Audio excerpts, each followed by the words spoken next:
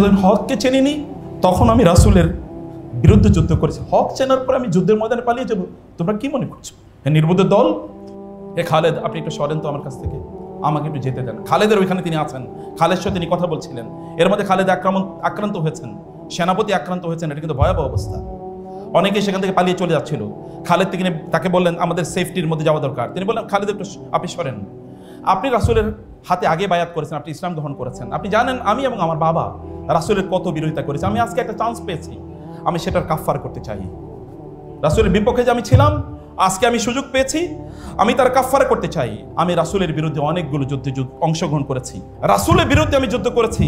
আজকে আমি রোমানদের থেকে পালিয়ে যাব? তোমরা কি মনে করছো? ইন্না হাযা লা ইয়াকুনু আবাদা, আল্লাহর কসম এটা কখনোই হবে না। হে নির্বোধ লোকের দল, যতদিন আমি হককে চিনতে পারিনি ততদিন আমি আল্লাহর রাসূলের বিরুদ্ধে যুদ্ধ করেছি। সেই আমি আজকে যখন হককে চিনেছি, সে হককে রেখে আমি পালিয়ে যাব? তোমরা কি মনে করছো?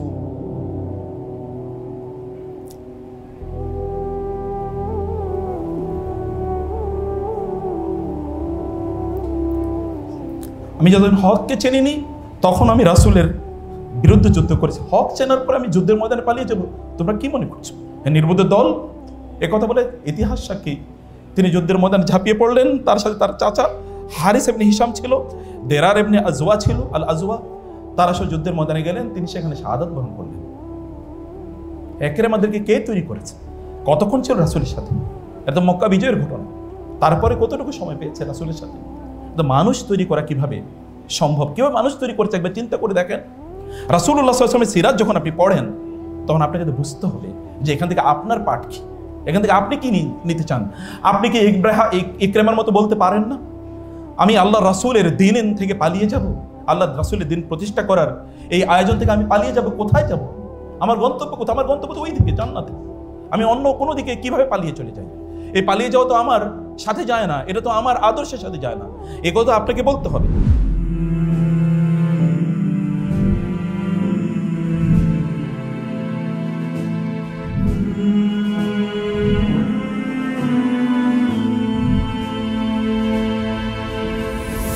আসসালামু আলাইকুম ওয়া রাহমাতুল্লাহি ওয়া বারাকাতুহু।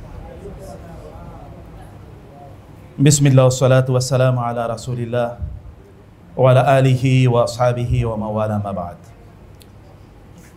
হিজরি ৮ম সাল, 13ই রমাদান, খুব সকালে যখন চারিদিকে শীতের আবহ চলছিল, এমন একটি সময়ে অবসাদ ক্লান্ত চেহারা নিয়ে, উস্কো খুস্কো জামা কাপড় নিয়ে এবং মাথায় একটা রেশমি কালো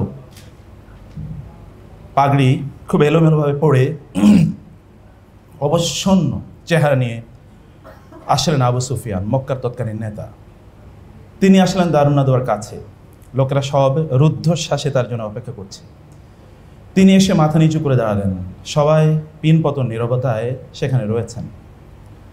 তারা ভাবছেন তাদের নেতা তাদেরকে কি বলবেন, কি সংবাদ তাদেরকে দেবেন আজ এই মুহূর্তে।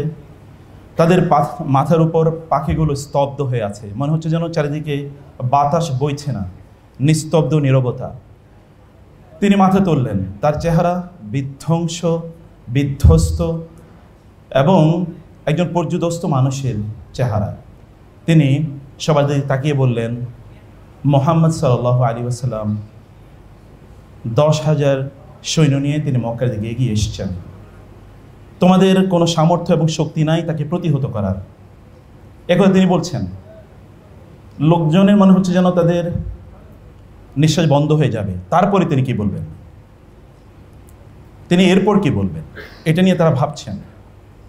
এর মধ্যেই তিনি বললেন, আমি যা দেখেছি তা তোমরা দেখোনি। একথা যখনই তিনি বলছিলেন, তখনই পাশে দাঁড়ানো ছিলেন তার স্ত্রী হিন্দা। হিন্দা লক্ষ্য করে বললেন, হে মক্কার লোকজন, হত্যা করো এই ভীরু কাপুরুষ অকর্মণ্য এই নেতাকে। মক্কার এই নেতা অপদস্থ এবং লাঞ্ছিত হোক। আবু সুফিয়ান ক্লান্ত দৃষ্টিতে সবার দিকে তাকালেন, বলেন, হে লোকজন, এই মহিলা যেন তোমাদেরকে বিভ্রান্ত না করে, তোমাদেরকে যেন ধোকায় না ফেলে। খবরদার, এই মহিলা কথায় তোমরা কর্ণপাত করবে না।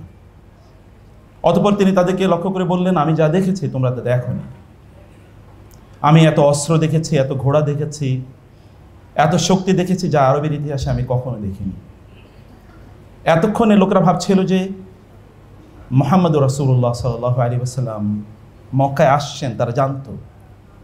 এটা তাদের কাছে অস্পষ্ট ছিল না, কিন্তু তাদের কাছে অস্পষ্ট যে জায়গায় ছিল যে গত রাতে তাদের যে কেন্দ্রীয় নেতৃত্ব মুহাম্মদ সাল্লাল্লাহু আলাইহি ওয়াসাল্লামের তাঁবুতে তার সাথে দেখা করতে গিয়েছেন, সন্ধি করবেন, চুক্তি করবেন, তা কি তাহলে কার্যকর হয়নি?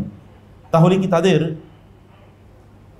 বিজয়ের অথবা তাদের সম্মান এবং আত্মগৌরবের শেষ প্রচেষ্টাটুকু ব্যর্থ হয়ে গেছে?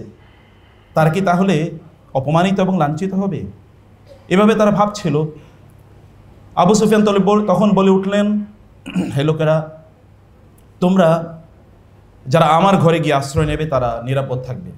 কেউ একজন তাচ্ছিল্যের সুরে বলে উঠল, তোমার এই নেতৃত্ব অপমানিত এবং অপদস্থ হোক, লাঞ্ছিত হোক। আরেকজন বলে উঠলেন, তোমার ঘরে গেলেই আমাদের লাভ কি আবু সুফিয়ান? আবু সুফিয়ান কারো দিকে তাকালেন না, তিনি মাথা নিচু করে আবার বলতে থাকলেন যে বাইতুল্লাহে প্রবেশ করবে সে নিরাপদ থাকবে, যে তার নিজের ঘরে থাকবে সে নিরাপদ থাকবে, যে অস্ত্রগুলো ছেড়ে দেবে, ফেলে দেবে, প্রতিরোধ করবে না সে নিরাপদ থাকবে। এই কথা বলে আবু সুফিয়ান সেখান থেকে চলে গেলেন। লোকেরা ভাবছিলেন করণীয় কি? তারা কেউ কেউ ভাবছিলেন প্রতিরোধ করবেন কিভাবে, কেউ কেউ ভাবছিলেন তিনি যদি আসেন তাহলে কি অজুহাত বা অভিযোগ তার কাছে উপস্থাপন করবেন, কেউ কেউ ভাবছিলেন এখান থেকে পালিয়ে যাবেন কিনা। এরকম বিক্ষিপ্ত ভাবনা যখন চলছিল তখন কেউ একজন লক্ষ্য করে বললেন, চিৎকার করে বললেন, মুহাম্মদ জু তাওয়া অতিক্রম করেছে। লোকেরা ছুটে চলে গেল দারুন নাদওয়া থেকে। এমনই সময় রাসূলুল্লাহ সাল্লাল্লাহু আলাইহি ওয়াসাল্লাম 10,000 সৈন্য নিয়ে তিনি মক্কার প্রবেশদ্বারে প্রবেশ করলেন। লোকেরা বাইতুল্লাহর সামনে গিয়ে দাঁড়িয়ে আছে, মাথা অবনত। তিনি প্রবেশ করলেন, তিনি হাজার আসওয়াদের কাছে গেলেন। লোকেরা ভাবছে এখন তিনি কি করবেন, এখন তিনি বলবেন কি? আরবের আভিজাত্য কি শেষ হয়ে যাবে? কুরাইশদের নেতৃত্ব কি শেষ হয়ে যাবে? তাদের যে আত্মগৌরব এবং অহংকার যেগুলো তারা দীর্ঘদিন পর্যন্ত লালন করেছিল, এই মক্কা এবং এই বাইতুল্লাহ যেটি কোনো দিন কারো দাসত্ব কখনো গ্রহণ করেনি, কখনো এই অঞ্চল পরাজিত হয়নি, কোনো রাজত্বর কাছে কখনো এটি মাথা নত করেনি, তাকে তাহলে আজকে মাথা নত করবে? আমাদের অহংকার, আভিজাত্য, গর্ব ইত্যাদির কি হবে? বাইতুল্লাহর এই যে ব্যবস্থাপনা, এই যে সেকায়া, এই যে হিজাবা, এগুলোর হবে কি? তারা এগুলো নিয়ে ভাবছিল। এর মধ্যে তিনি সেখানে এসে উপস্থিত হলেন। তিনি প্রথম যে কথাটি বললেন, হে লোকেরা, বাইতুল্লাহর ব্যবস্থাপনা এবং হাজিদের পানি পান করানো ছাড়া আর যত তোমাদের গৌরব আছে, তোমাদের রক্তের যত দাবি আছে, তোমাদের সম্পদের যত অহংকার এবং দাবি আছে, তা সব আমার পায়ের নিচে আমি পিষ্ট করলাম। লোকেরা ভাবলো এটা তো কোনো রাজার কথা না। তিনি আসলে চান কি? তিনি যখন এই কথা বলছিলেন তখন চারিদিকে সাহাবায়ে কেরামের ধ্বনি প্রতিধ্বনিত হচ্ছিল, লা ইলাহা ইল্লাল্লাহু ওয়াহদাহু লা শারীকা লা আনজাযা ওয়া'দা ওয়া নাসারা আবদা ওয়া হাযামাল আহজাবা ওয়াহদা। তারা ভাবলেন যে তার সকল কথাই কেবল কেন আল্লাহকে কেন্দ্র করে। তখন তিনি বলে উঠলেন, হে লোকেরা, তোমরা মনে রেখো, তোমাদের জাহিলিয়াতের যে আভিজাত্য ছিল এবং তোমাদের বংশ গৌরব যেগুলো ছিল, এগুলো সব আল্লাহ সুবহানাহু ওয়া তাআলা লাঞ্ছিত এবং অপমানিত করেছেন। সকলে সৃষ্ট হয়েছে আদম এবং হাওয়া থেকে। এবং তিনি সূরাতুল হুজরাতের সে আয়াত তেলাওয়াত করলেন, ইয়া আইয়ুহান নাস ইন্না খালাকনাকুম মিন যাকারিন ওয়া উনসা ওয়া জাআলনাকুম শুউবান ওয়া ক্বাবাইলা লিতাআরাফু ইন্না আকরামাকুম ইনদাল্লাহি আতকাকুম। তিনি আয়াতগুলো তেলাওয়াত করলেন। তারা ভাবছিলেন যে তিনি বলছেন কি? তার মানে আমরা সবাই এখন একাকার হয়ে যাব। আমাদের মধ্যে যে কৃতদাসত্বের যে প্রথা ছিল, যে বর্ণ প্রথা ছিল, যে উচ্চ বংশ এবং নিচু বংশ ছিল, এগুলো কোনোটাই থাকবে না, একাকার হয়ে যাব আমরা। তিনি আসলে চান কি? তিনি আসলে কি বলতে চান? তিনি বলে উঠলেন, হে লোকেরা, তোমাদের সাথে আমি কেমন আচরণ করব? তোমরা কি চাও? তোমরা কি মনে করছো? তারা একটু সুযোগ পেলেন। এতক্ষণ তাদের প্রায় নিঃশ্বাস বন্ধ হয়ে যাচ্ছিল। তারা হাফ ছেয়ে বাঁচলেন, কিছু একটা বলার সুযোগ পেলেন। তারা বললেন, আপনি আমাদের সাথে একজন উত্তম ভাই এবং উত্তম ভাতিজার মতো করে আচরণ করবেন, আমরা তা চাই না। তিনি বললেন, আমি কেবল তোমাদেরকে সে কথাই বলবো যে কথা ইউসুফ আলাইহিস সালাতু ওয়াস সালাম তার ভাইদেরকে লক্ষ্য করে বলেছিলেন, যে লা তাসরিবা আলাইকুমুল ইয়াউম ইযহাবু আনতুম তুলাকা। আজ তোমাদের উপর কোনো প্রতিশোধ নাই, তোমরা যাও, তোমরা আজ মুক্ত।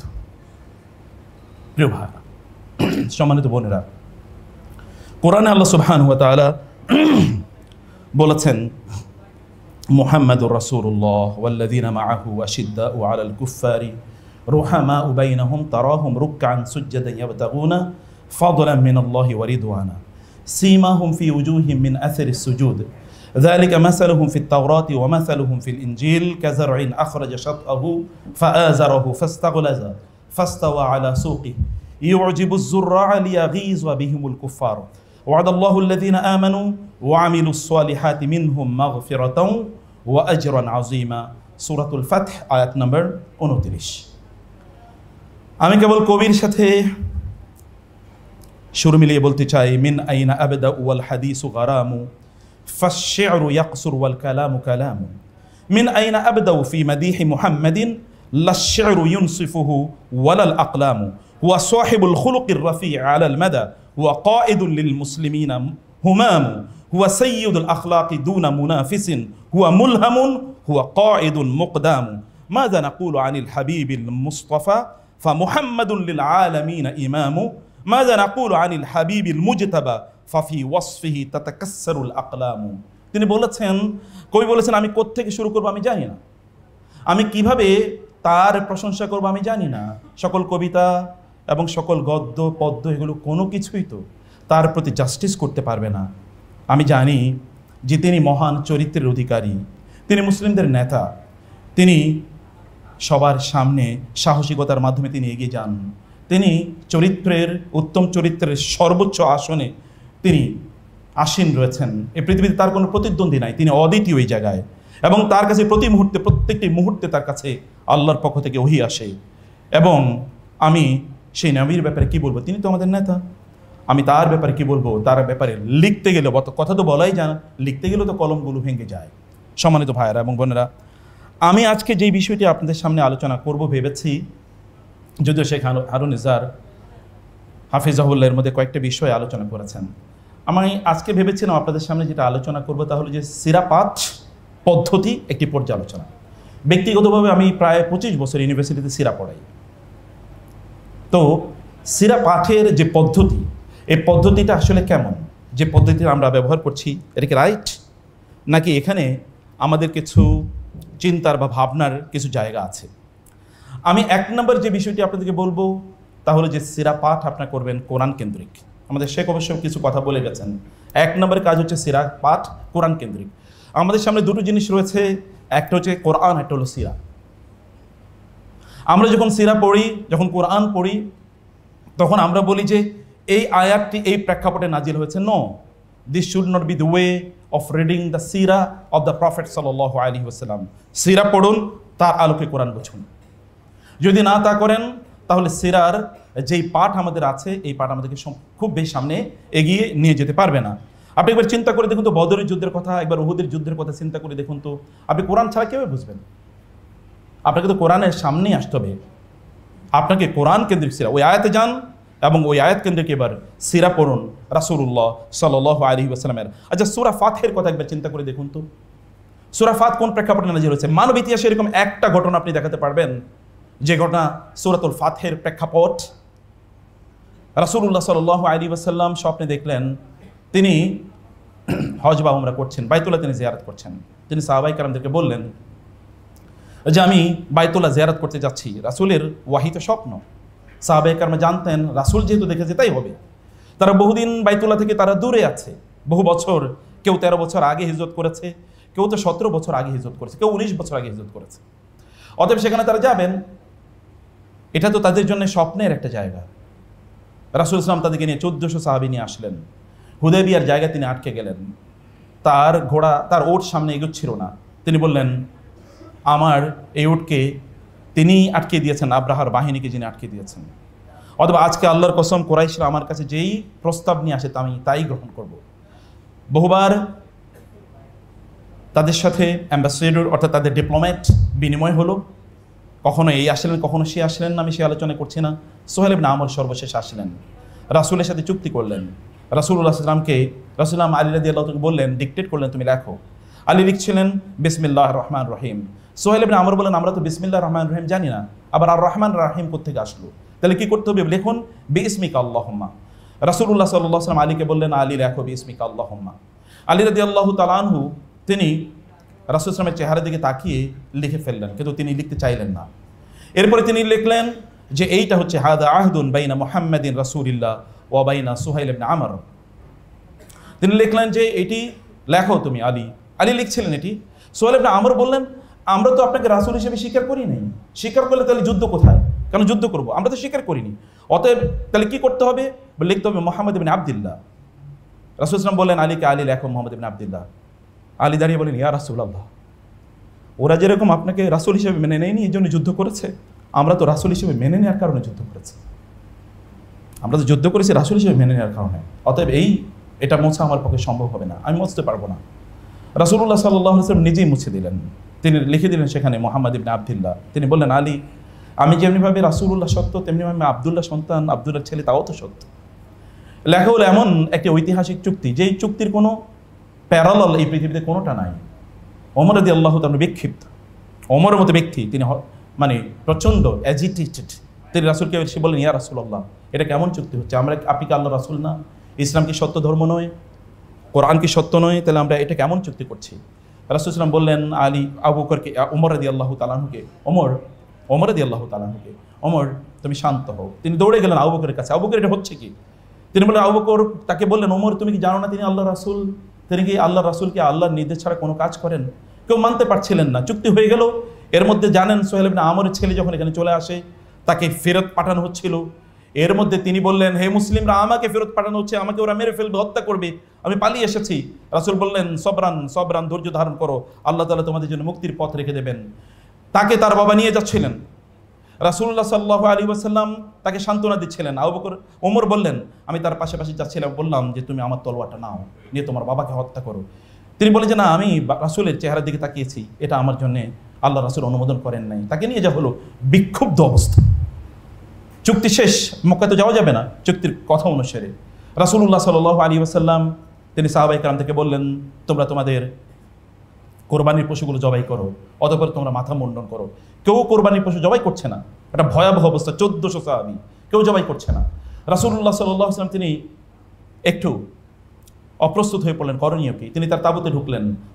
উম্মে সালামা রাদিয়াল্লাহু বললেন, কি হয়েছে ইয়া রাসূলুল্লাহ, আপনাকে এরকম দেখা যাচ্ছে কেন। তিনি বললেন, আমি তো এরকম কথা বলেছি, এরা তো কেউ আমার কথা শুনছে না। উম্মে সালামা বললেন, এটা টেনশন করে কোনো কারণ নাই, আপনি যান, আপনার কোরবানির পশুগুলো জবাই করেন, তারপর আপনার মাথা মুন্ডন করেন, এরপরে দেখবেন কি হচ্ছে। তিনি তাই করলেন। দেখা গেল 1400 সাহাবী প্রত্যেকেই তাদের মাথা মুন্ডন করে ফেলল। মানব ইতিহাসে এরকম একটা ঘটনা দেখাতে হবে যেখানে 1400 মানুষের মধ্যে একজনও বিদ্রোহ করে নাই, এর মধ্যে একজনও অমুসলমান হয়ে যায় নাই, একজনও বলে নাই যে এইরকম চুক্তি তিনিই তো, আপনি তো আমাদেরকে বলেছেন আমরা হজ করতে যাব, আপনি তো আমাদেরকে নিয়ে আসলেন, তাহলে আপনার কাছে কিসের ওহী আসে, আমরা তো যেতে পারলাম না। একজন বক্তব্য এরকম নেন নাই। তাদেরকে নিয়ে তিনি মদিনায় ফিরে যাচ্ছিলেন। মদিনার কাছাকাছি যাওয়ার পর এর মধ্যে সূরা নাজিল হলো, ইন্না ফাতাহনা লাকা ফাতহাম মুবিনা। যখন এই সূরা নাজিল হয়, রাসূলুল্লাহ সাল্লাল্লাহু আলাইহি ওয়াসাল্লাম ওমরকে ডাকলেন, ওমরকে ডাকো। ওমর ভাবলেন, এর মধ্যে তার মধ্যে খুবই টেনশন, আমি কি রাসূলের বিরুদ্ধে একটু কাজ করলাম, আমার বিরুদ্ধে কি তাহলে কোরআনের আয়াত নাজিল হয়ে গেল, সূরা নাজিল হয়ে গেল। তিনি ডাকলেন, ওমর বললেন, আমি রাসূলের চেহারার দিকে তাকিয়ে দেখলাম হাস্যোজ্জ্বল একটা চেহারা, আমি ভেবেছি এমন কি ঘটল, আমরা তো এরকম একটা অবস্থায় চলে আসলাম, এটা তো খারাপ একটা সিচুয়েশন ছিল, কিন্তু এমন কি ঘটলো যে রাসূল ইসলামকে এত উজ্জ্বল দেখা যায়, এত হাস্যোজ্জ্বল দেখা যায়, তিনি এতটা আনন্দিত, ঘটনা কি। রাসূল তাকে বললেন, ওমর, কোরআনের সূরা নাজিল হয়েছে তোমাদের প্রেক্ষাপটে, তোমাদেরকে কেন্দ্র করে আল্লাহ বলেছেন, ইন্না ফাতাহনা লাকা ফাতহাম মুবিনা, আমি তোমাদেরকে স্পষ্ট বিজয় দান করেছি। ওমর বলেন, যখনই আয়াত নাজিল হয়েছে, সূরা নাজিল হয়েছে, তখন আমি বুঝতে পেরেছি সত্যিকার অর্থে এটা আমাদের জন্য একটা বিজয় ছিল। মানুষ কিভাবে তৈরি করতে হয়, সিরা আপনাকে পড়তে হবে এই উদ্দেশ্যে। সিরার কেবলমাত্র সুপারফিশিয়াল রিডিং, কেবলমাত্র আপনি কিছু ঘটনা পড়ে গেলেন, কিন্তু এখানে আপনি কিছুই বুঝলেন না, কিছুই জানলেন না, আপনার মধ্যে সেই অনুপ্রেরণা তৈরি হলো না, আপনি সেরকম মানুষ তৈরি হলেন না। মানুষ সম্পদ, বিজয় মানে কি এই সূরা আপনাকে বলবে, আপনাকে বলবে রাসূলের এই, যখন আপনি হুদাইবিয়ার সন্ধি অথবা এতটুকু জায়গা পড়বেন, তখন আপনি বুঝবেন যে মানুষ কিভাবে তৈরি করতে হয়, লয়াল লোক কিভাবে তৈরি করতে হয়। এমনি কি রাসূলুল্লাহ সাল্লাল্লাহু আলাইহি ওয়াসাল্লাম রেখে যাওয়া এই সাহাবায়ে কেরাম গোটা পৃথিবীকে ইসলামের শীতল ছায়ায় অথবা ইসলামের আলোয় নিয়ে এসেছেন, এমনি কি সম্ভব হয়েছে? না। আপনি সূরাতুন নূর এবং সূরা আল আহজাব পড়বেন কিভাবে, আমি বলছি কোরআন কেন্দ্রিক সিরা, সূরা নূর এবং সূরা আহজাব পড়বেন কিভাবে। আপনি দেখেন তো রাসূলুল্লাহ সাল্লাল্লাহু আলাইহি ওয়াসাল্লামের পারিবারিক জীবন, সূরা নূর তার স্ত্রীকে অপবাদ দেওয়া হয়েছে, আর সূরা আল আহজাবে তাকে অপবাদ দেওয়া হয়েছে। দেখেন না, সূরাতুন নূরে তার স্ত্রী আয়েশা রাদিয়াল্লাহু তাআলা আনহা উম্মুল মুমিনিন, তাকে অপবাদ দেওয়া হয়েছে সূরাতুন নূর, ইন্নাল্লাযিনা জাউ বিল ইফকি উসবাতুম মিনকুম। আর সূরাতুল আহজাবে তাকে অপবাদ দেওয়া হচ্ছে যে তিনি তার পালক ছেলের স্ত্রীকে বিয়ে করেছেন, জায়নাব বিনতে জাহাশ রাদিয়াল্লাহু তাআলা আনহা। আপনাকে বুঝতে হবে দুটো সমন্বয় কি এবং কেন এটা হয়েছে। আপনি যখন সূরাতুত তাহরিম পড়বেন দেখবেন এর পারিবারিক টেনশন কিভাবে কাজ করে। কার পরিবারের টেনশন নাই? রাসূল ইসলামের পরিবারের টেনশন তো ছিল। সূরাতুত তাহরিম এই প্রেক্ষাপট পড়েন, তাইলে আপনি বুঝবেন যে পারিবারিক টেনশনগুলো কিভাবে সমাধান করতে হয়। রাসূলুল্লাহ সাল্লাল্লাহু আলাইহি ওয়াসাল্লাম 1 মাসের জন্য তিনি তার স্ত্রীদেরকে বর্জন করলেন, ওই তাহরিমকে, যেটা একটা মানে মাগাফির খাওয়াকে কেন্দ্র করে 1 মাসের জন্য তিনি বর্জন করলেন। বর্জন করার পর যখন তিনি 29 দিন এর প্রেক্ষাপটে তিনি ফিরে আসলেন, তার স্ত্রী আয়েশা রাদিয়াল্লাহু তাআলা তাকে বললেন, ইয়া রাসূলুল্লাহ, আপনি না বলেছেন 1 মাস আমাদের সাথে থাকবেন না? এখনো তো 1 মাস হয় না, আজকে তো 29 দিন। আমরা হলে রাগান্বিত হয়ে চলে যেতাম, তোমাদেরকে তালাকই দিলাম, যাও। তিনি বলছেন, আয়েশা আপনি জানেন না, মাস কিন্তু 29 দিনও হয়। কি situation! Hot situation has been normalised within seconds. আপনি দেখবেন যে এখনকার তালাকগুলোর প্রেক্ষাপট দেখবেন কথার কারণে 90% তালাক হয় এবং অধিকাংশ হচ্ছে মহিলাদের পক্ষ থেকে। আদর রাসূল সাল্লাল্লাহু আলাইহি ওয়াসাল্লাম কিভাবে এটাকে ডিফিউজ করেছেন, you will have to understand. এবং সিরা আপনাকে যখন পড়বেন তখন আপনি দেখবেন যে আপনাকে রিফ্লেক্টিভ ওয়েতে সিরা পড়তে হবে। যুবকদের এখন প্রচুর পরিমাণ হতাশা, সূরা দোহা কই আপনাদের জন্য? কোন প্রেক্ষাপটে সূরা দোহা নাজিল হয়েছে সেটা পড়ুন এবং দেখেন আপনার হতাশা কোথায় যায়। তাহলে আমরা বলেছি 1 নম্বরে সূরা পড়তে হবে হচ্ছে কোরআন সেন্ট্রিক, কোরআন কেন্দ্রিক হচ্ছে সূরা, মানে আপনার সিরা পড়তে হবে। সিরা কেবলমাত্র গদ্যের মতো করে পড়ে গেলে হবে না। সিরার কোরআন যার উপর নাজিল হয়েছে, কোন প্রেক্ষাপটে নাজিল হয়েছে, সেই জায়গাটা আপনাদেরকে ভালো করে বুঝতে হবে। আপনি যখন কোরআন পড়েন, যখন আপনি সিরা পড়বেন, সিরা পড়ার পরে কোরআনের যেন 90% আপনার কাছে ক্লিয়ার হয়ে যায় যে এই তো সেই প্রেক্ষাপট, যেই প্রেক্ষাপটের সিরাতে আমি এটা পড়ে এসেছি। আপনি রিলেট করতে পারেন, relate and co relate and reflection, এটা আপনি করতে পারবেন। এরকম একটা জায়গা আপনাকে নিতে হবে। 2 নম্বর হচ্ছে সিরার ক্ষেত্রে কেস স্টাডি ভিত্তিক সিরা পড়তে হবে। আপনি যখন সিরা পড়বেন তখন আপনার নিজের জীবনের সাথে একবার মিলিয়ে দেখুন তো। আপনি যারা বিবি এমবিএ পড়েছেন, আপনারা জানেন যে কেস স্টাডি পড়েছেন, এবং যারা যারা যারা যারা মেডিকেল সায়েন্স পড়েছেন তারাও জানেন কেস স্টাডি প্রচুর পরিমাণ, ভেরি ইম্পর্টেন্ট। সিরার ব্যাপারে কি কোনো কেস স্টাডি নাই? অবশ্যই কেস স্টাডি আছে। আপনাকে তো সেই কেস স্টাডিগুলো আপনাকে অবশ্যই ভালো করে জানতে হবে যে এই ঘটনার সাথে আমার কি মিল আছে এবং এখান থেকে আমি কি শিখতে পারছি, এখান থেকে আমি কি নিতে পারছি। আজকে ধরেন তো গোটা পৃথিবীতে আজকে যে মুসলমানরা মার খাচ্ছে, সেই ব্যাপারে আপনি সিরা থেকে কি নেবেন?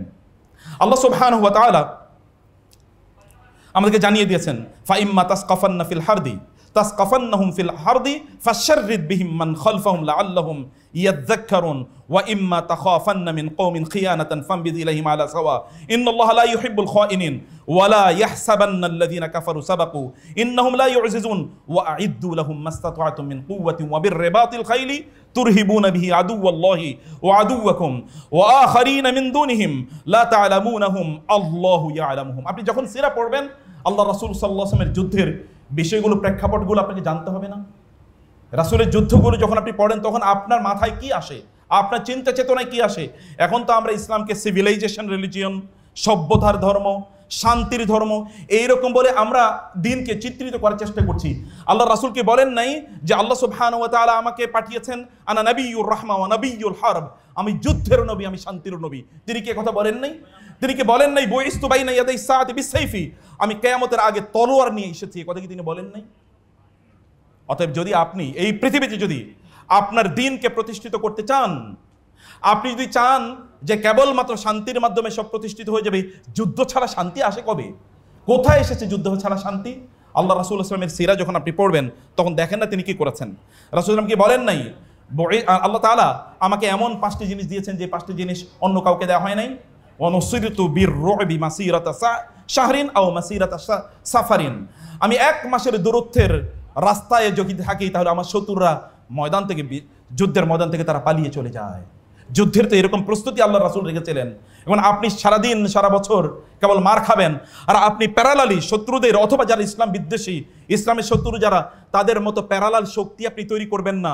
তাইলে এরপরে আপনি কেবল আল্লাহর কাছে কান্নাকাটি করবেন, তাহাজ্জুদে নামাজ আদায় করবেন, মনে করবেন যে এর মাধ্যমে আপনি বিজয় লাভ করবেন। রাসূলের জীবন কি এরকম ছিল? যদি রাসূলের জীবন এরকম না থাকে তাহলে আপনাদের করণীয় কি, আমাদের করণীয় কি? না না, আমরা সেখান থেকে কেস স্টাডি আমরা গ্রহণ করি।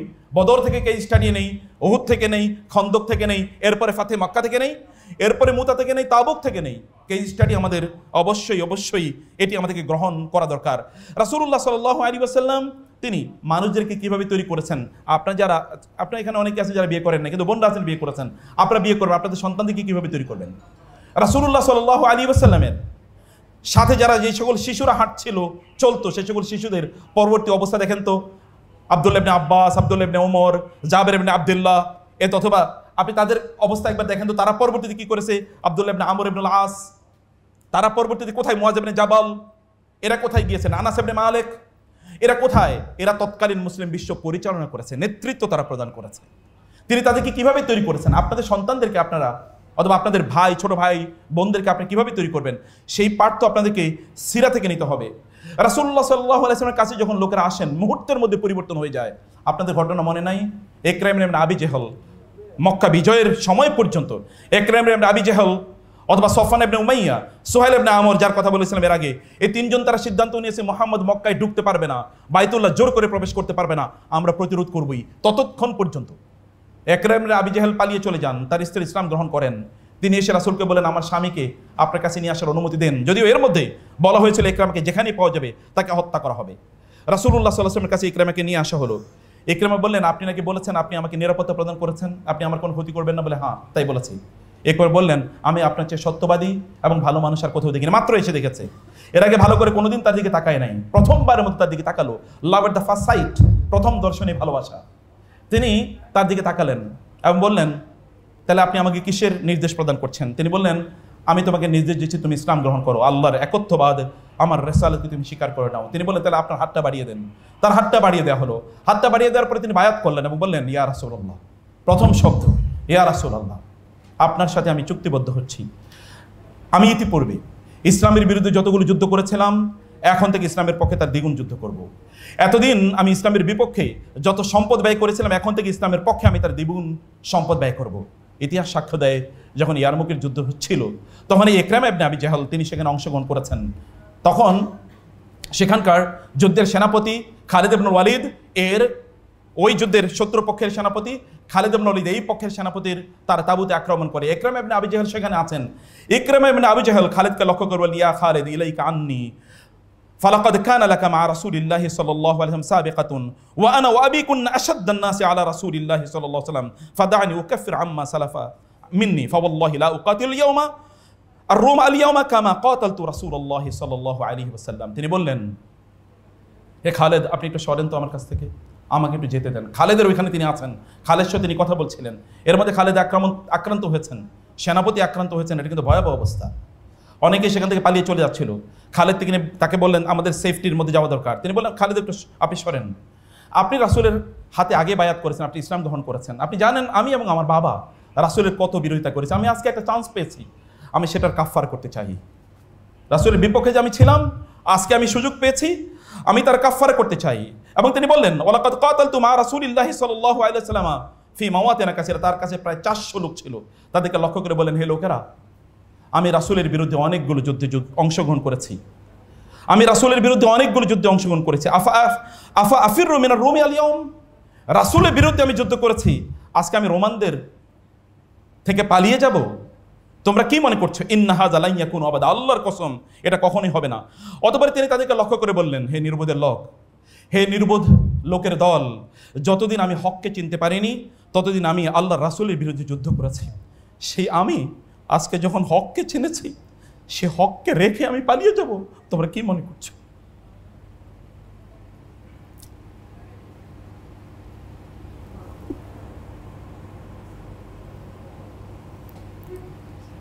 আমি যতদিন হককে চিনিনি তখন আমি রাসূলের বিরুদ্ধে যুদ্ধ করেছি, হক চেনার পরে আমি যুদ্ধের ময়দানে পালিয়ে যাব? তোমরা কি মনে করছো? নির্বোধের দল। এ কথা বলে ইতিহাস সাক্ষী তিনি যুদ্ধের ময়দানে ঝাঁপিয়ে পড়লেন। তার সাথে তার চাচা হারিস ইবনে হিশাম ছিল, দেরার ইবনে আজওয়া ছিল, আল আজওয়া। তারা সব যুদ্ধের ময়দানে গেলেন, তিনি সেখানে শাহাদাত বরণ করলেন। ইকরামাদেরকে কে তৈরি করেছে? কতক্ষণ ছিল রাসূলের সাথে? এটা মক্কা বিজয়ের ঘটনা। তারপরে কতটুকু সময় পেয়েছে রাসূলের সাথে? মানুষ তৈরি করা কিভাবে সম্ভব? কিভাবে মানুষ তৈরি করেছে একবার চিন্তা করে দেখেন। রাসূলুল্লাহ সাল্লাল্লাহু আলাইহি ওয়াসাল্লামের সিরাত যখন আপনি পড়েন তখন আপনাকে তো বুঝতে হবে যে এখান থেকে আপনার পাঠ কি, এখান থেকে আপনি কি নিতে চান।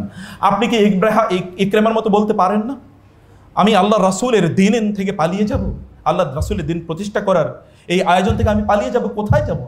আমার গন্তব্য কোথায়? আমার গন্তব্য তো ওই দিকে, জান্নাতে। আমি অন্য কোনো দিকে কিভাবে পালিয়ে চলে যাই? এই পালিয়ে যাওয়া তো আমার সাথে যায় না, এটা তো আমার আদর্শের সাথে যায় না। এ কথা আপনাকে বলতে হবে। রাসূলুল্লাহ সাল্লাল্লাহু আলাইহি ওয়াসাল্লাম তিনি আরবদেরকে এমনভাবে তিনি তৈরি করেছেন, এখানকার মানুষগুলোকে, যে সমগ্র পৃথিবীতে তারা কিভাবে দিনের ঝান্ডা তারা উড্ডীন করেছিলেন। একবার একটু দেখেন তো রাসূলুল্লাহ সাল্লাল্লাহু আলাইহি ওয়াসাল্লাম আপনার আকাবার শপথ যখন আপনি পড়বেন তখন আপনার সাথে আপনি মেলাবেন এটা। আকাবার শপথে রাসূলুল্লাহ সাল্লাল্লাহু আলাইহি ওয়াসাল্লামের চাচা আব্বাস এখানে দাঁড়ানো, তিনি বলছেন, লোকেরা খেয়াল রেখো, তোমরা রাসূলকে মদিনায় নিয়ে যাওয়ার কথা বলছো, তোমরা যদি তার প্রতি দায়িত্ব পালন না করতে পারো তাহলে আমরা যথেষ্ট, আমাদের ভাতিজা এবং আমাদের ভাইয়ের জন্য আমরা যথেষ্ট, কিন্তু তোমরা ভালো করে বুঝে শুনে তোমরা চুক্তি করো। এর মধ্যে রাসূলুল্লাহ সাল্লাল্লাহু আলাইহি ওয়াসাল্লাম যখন তাদের সাথে চুক্তি করছিলেন, আব্বাস ইবনে উবাদা আল খাজরাজি রাদিয়াল্লাহু তাআলা আনহু তিনি দাঁড়ালেন এবং তিনি দাঁড়িয়ে বললেন, হে খাজরাজের লোকেরা, তোমরা কি জানো আজ আল্লাহ রাসূলের সাথে কিসের উপর বায়াত করছো? উত্তরে তারা বলেন, হ্যাঁ। তিনি বললেন, তোমরা তার সাথে সাদা কালো নির্বিশেষে সকল মানুষের বিরুদ্ধে যুদ্ধ করার জন্য বায়াত করছো।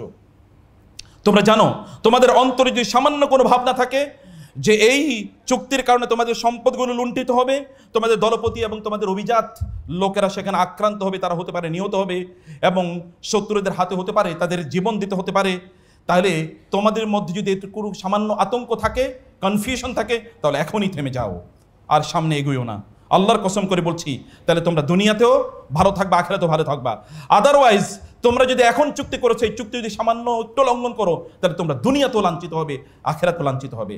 আব্বাস ইবনে উবাদা আল খাজরাজি এই কথা যখন তিনি বলছিলেন, এই অবস্থায় তখনকার সেখানকার লোকেরা তারা লক্ষ্য করে বললেন যে, হে আব্বাস, আপনি থামুন, আমরা আল্লাহ রাসূল সাল্লাল্লাহু আলাইহি ওয়াসাল্লাম এর সাথে চুক্তি করেছি, যদি আমাদের সম্পদগুলো লুণ্ঠিত হয়, আমাদের লোকেরা যদি মারাও যায়, তাহলে এই চুক্তি থেকে আমরা মুহূর্তের জন্য আমরা এই চুক্তি থেকে লঙ্ঘিত হব না, এক মুহূর্ত আমরা এখান থেকে সরে যাব না।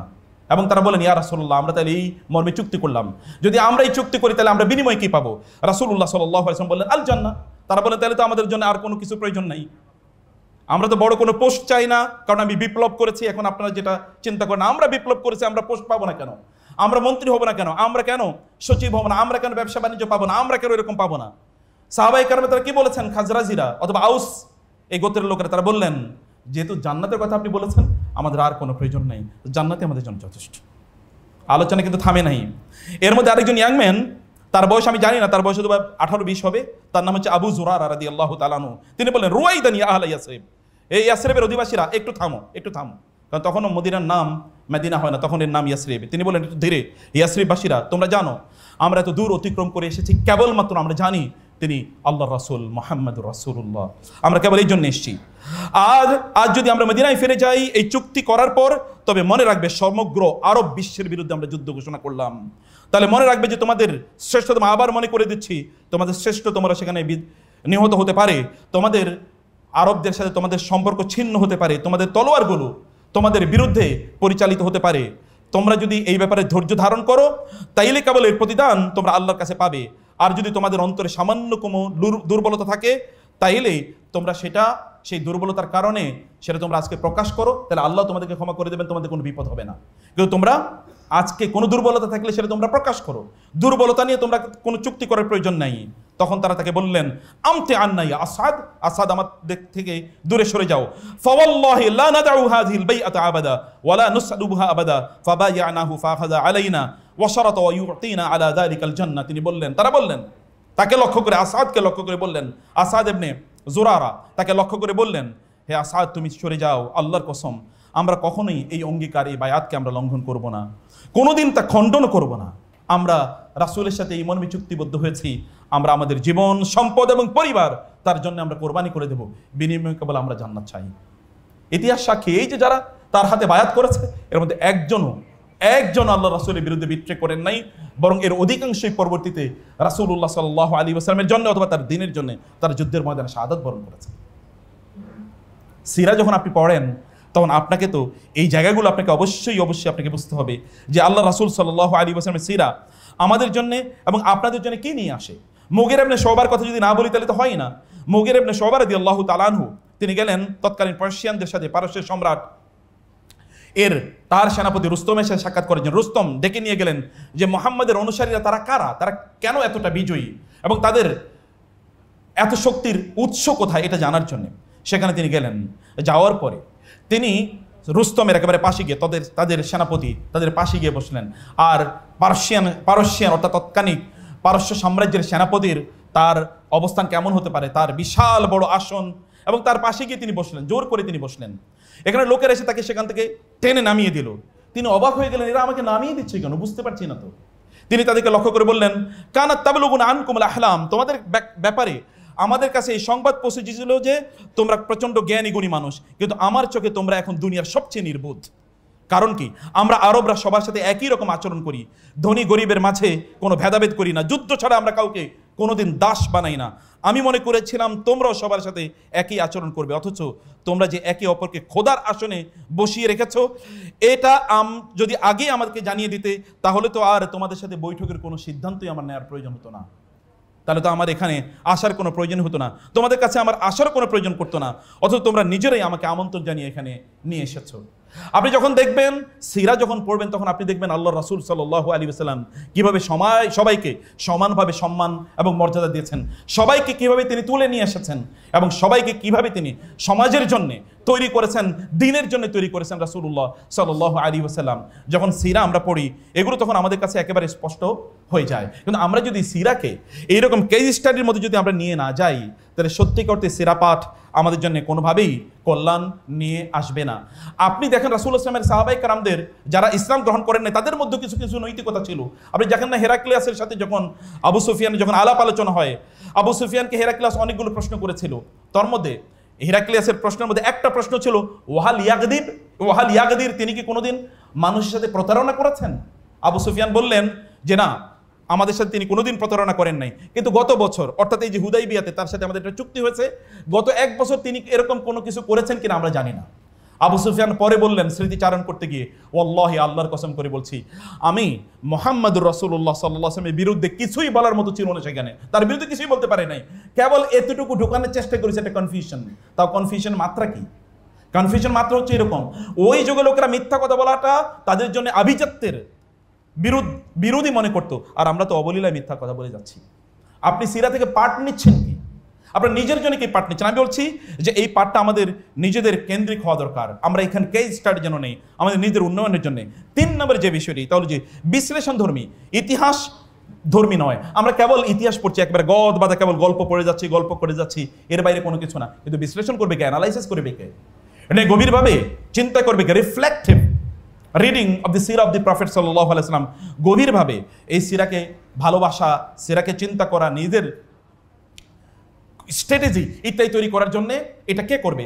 আমি আপনাদেরকে একটা বইয়ের কথা বলি, এই বইটা আমি হাতে করে নিয়ে এসেছিলাম। এই বইটা হচ্ছে সিরাতুন নবী।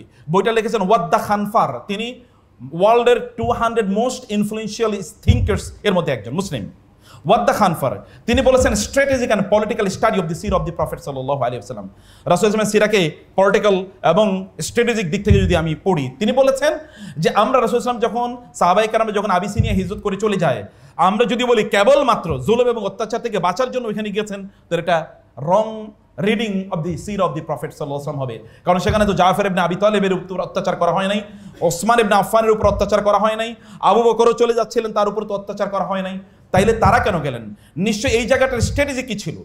এখানে আসলে পরবর্তীতে আল্লাহ রাসূলকে একটা রাষ্ট্র প্রতিষ্ঠা করা লাগবে।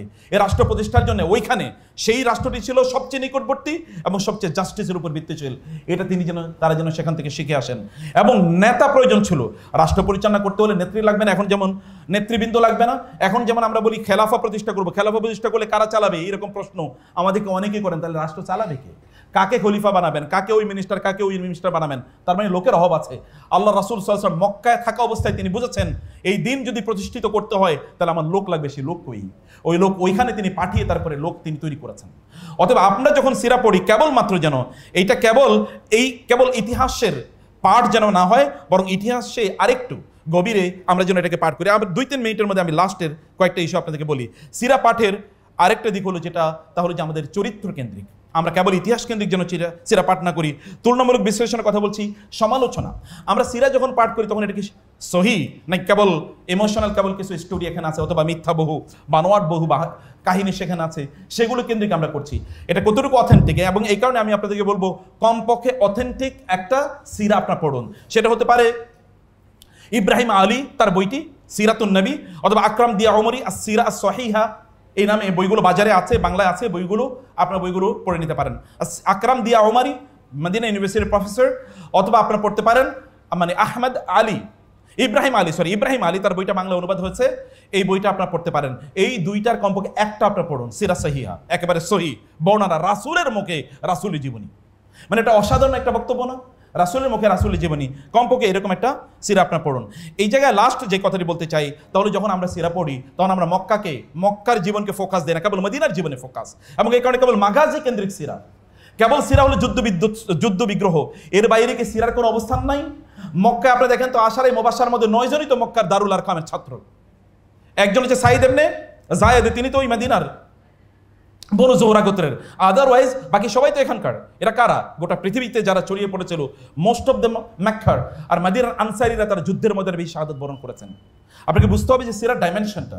মক্কায় তো লোক তৈরি হয়েছে, মক্কায় কোনোদিন মুনাফিক তৈরি হয় না, কিন্তু মদিনায় মুনাফিক তৈরি হয়েছে। তাহলে মক্কা যদি আপনি ভালো করে স্টাডি না করেন, তাহলে আপনি কি সিরা পড়ছেন? আচ্ছা, সিরা পড়ার ক্ষেত্রে রাসূলের তার শিশুকাল এবং যৌবনকাল যদি আমরা না পড়ি, তাহলে আপনারা কিভাবে এরকম রাসূলের প্রতিবিম্ব হিসেবে, রিফ্লেকশন হয়ে আপনারা কিভাবে ডেভেলপ করবেন? আপনাদেরকে তৈরি হতে হবে। তার কারণে মক্কার জীবন আপনাকে ভালো করে পড়তে হবে।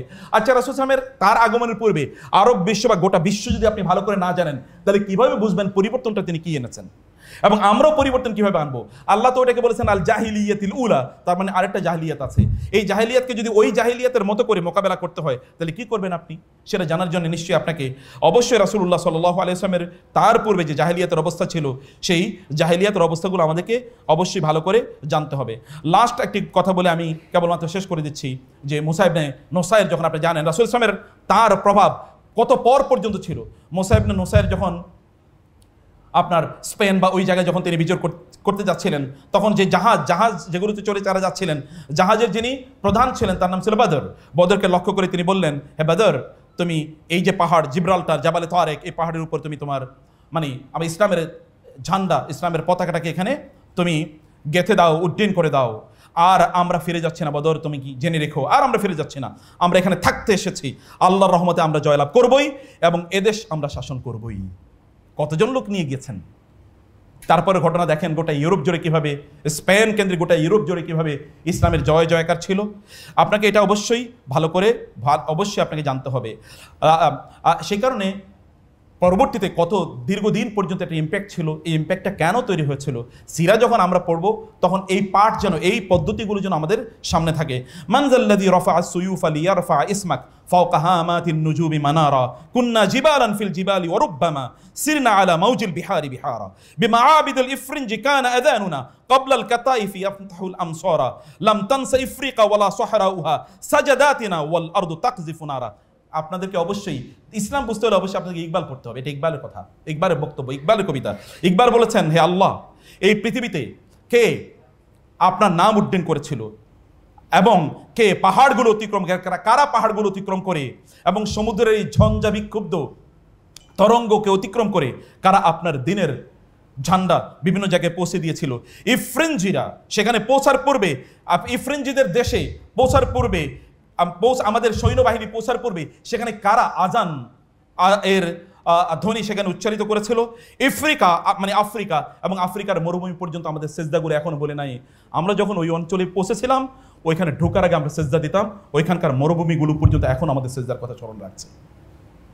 যদি আমরা সত্যিকার অর্থেই এখনো যদি আমরা গোটা পৃথিবীতে ইসলামকে যদি ছড়িয়ে দিতে চাই, তাহলে আল্লাহ রাসূলের সিরা পড়তে হবে। সিরাকে সামগ্রিকভাবে পড়তে হবে, সামগ্রিকভাবে পড়তে হবে, এমনভাবে পড়তে হবে যেন এটা কেবল এককেন্দ্রিক না হয়ে যায়। কেবল এককেন্দ্রিক না, সিরার উপর কমপক্ষে 50টা বই পড়বেন। বলবেন যে সবই তো এক কথা, নো। প্রত্যেক লেখকের ডাইমেনশন আলাদা, প্রত্যেকের চিন্তা চেতনা আলাদা, প্রত্যেকের তার বক্তব্যের উপস্থাপনা আলাদা।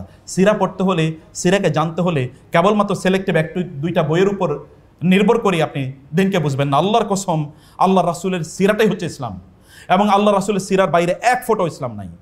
অতএব ইসলাম বুঝতে হলে রাসূলের সিরা পড়তে হবে। আর যদি রাসূলের সিরা আপনি ভালো করে না বুঝেন, তাহলে আপনার ইসলামের বুঝও রং এবং বুঝও কি অসম্পূর্ণ, ইমপারফেক্ট। আল্লাহ সুবহানাহু ওয়া তাআলা আমাদেরকে রাসূলের সিরা ভালো করে বোঝার তৌফিক দান করুন।